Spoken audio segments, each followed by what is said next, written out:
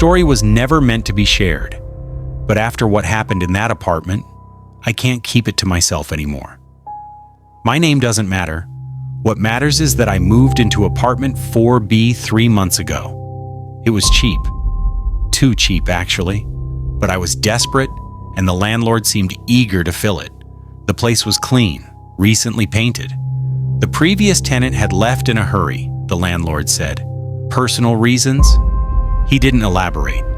The first week was normal. I unpacked, set up my desk by the window, started my remote job. Everything felt fine. Then I noticed the smell. It wasn't there all the time, just at night, around 2 a.m. A faint, sweet smell, like flowers left in water too long, rotting flowers. I checked the vents, the trash, under the sink. Nothing. The smell would come, stay for maybe 20 minutes, then disappear completely. I told myself it was the building's old pipes. Old buildings smell weird. That's normal. But then the knocking started. 3 soft knocks, always on the bedroom wall, always at 2:17 a.m. I checked with my neighbors. The apartment next to that wall was empty. Had been for months. I pressed my ear against the wall one night, listening, waiting for the knocks. They came, 3 soft taps. And then I heard something that made my blood freeze. Breathing. Slow, deliberate breathing on the other side of the wall. In an empty apartment. I stopped sleeping in the bedroom after that. I moved to the couch. But the smell still came. And now I could hear footsteps sometimes. Light. Pacing back and forth in the empty unit next door. I called the landlord. He said he'd check it out. He never did. That's when I started finding the notes. The first one was under my coffee maker. Just a small piece of paper folded once. I hadn't moved the coffee maker since I'd placed it there weeks ago. The note said, "Don't go in the bedroom at night." My handwriting. But I didn't write it. I found the second note inside my pillowcase. Same handwriting. They come through the wall. I checked every window, every lock, every possible entry point.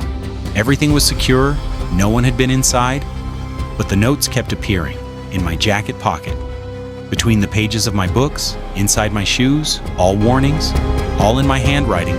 What happened next still doesn't make sense. I decided to look up the previous tenant, the one who left in a hurry. It took some digging. Old mail. A forwarding address sticker I found under the bathroom sink. Her name was Sarah Chen. I found her obituary online. She died 4 months ago, in the apartment, in the bedroom. The article was brief, unexplained death. No signs of trauma.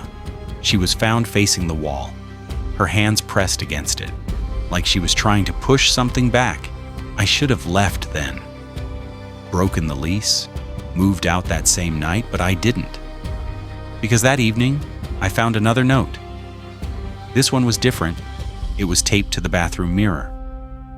"I'm sorry I couldn't warn you in time. It happens at 2:17. Don't look at the wall. Whatever you do, don't look when it opens." The handwriting wasn't mine this time. I checked my phone. Cross-referenced the obituary photos. It was Sarah's handwriting. That night, I sat on my couch, lights on, phone ready to call 911. I wasn't going near that bedroom. At 2:15 a.m., the smell came, stronger than ever. At 2:16, the temperature dropped. I could see my breath. At 2:17, 3 soft knocks echoed through the apartment. And then, I heard it. A sound I still can't properly describe, like fabric tearing. Like reality itself was being pulled apart. The sound was coming from the bedroom. I know I shouldn't have looked. The note said, "Don't look." But I looked. The bedroom wall was rippling, moving, like water. And there was a gap forming. A vertical tear in the wall, growing wider. Something was coming through.